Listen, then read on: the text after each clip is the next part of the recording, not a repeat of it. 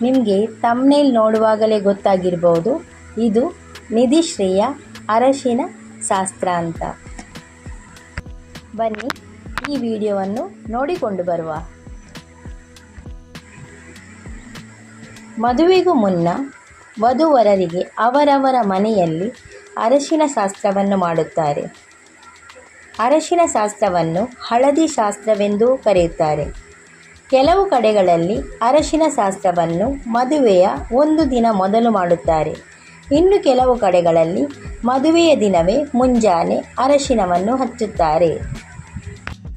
ಹಿಂದಿನ ಕಾಲದಿಂದಲೂ ಅರಶಿನ ಶಾಸ್ತ್ರವನ್ನು ಮಾಡುವ ಸಂಪ್ರದಾಯ ನಡೆದುಕೊಂಡು ಬಂದಿದೆ. ಸೌಂದರ್ಯವರ್ಧಕಗಳು ಇಲ್ಲದಿದ್ದಾಗ ಅರಶಿನ ಮತ್ತು ಗಿಡಮೂಲಿಕೆಗಳ ಸಂಯೋಜನೆಯಿಂದ ಮುಖವು ಕಾಂತಿಯುತವಾಗಿತ್ತು. ಅದಕ್ಕಾಗಿ ಹಿಂದಿನ ಕಾಲದವರು ಮದುವೆಗೆ ಮೊದಲು ಅರಶಿನ ಶಾಸ್ತ್ರವನ್ನು ಮಾಡುತ್ತಾರೆ.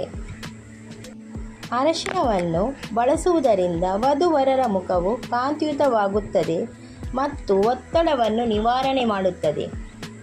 ವಧುವರರಿಗೆ ಯಾವ ಕೆಟ್ಟ ದೃಷ್ಟಿಯೂ ಬೀಳದಂತೆ ತಡೆಯಲು ಈ ಅರಶಿನ ಶಾಸ್ತ್ರವನ್ನು ಮದುವೆಗೆ ಮುನ್ನ ಆಚರಣೆ ಮಾಡುತ್ತಾರೆ. ಹಳದಿ ಬಣ್ಣವು ವಿವಾಹ ಕಾರ್ಯದೊಂದಿಗೆ ಸಂಬಂಧವನ್ನು ಹೊಂದಿದೆ.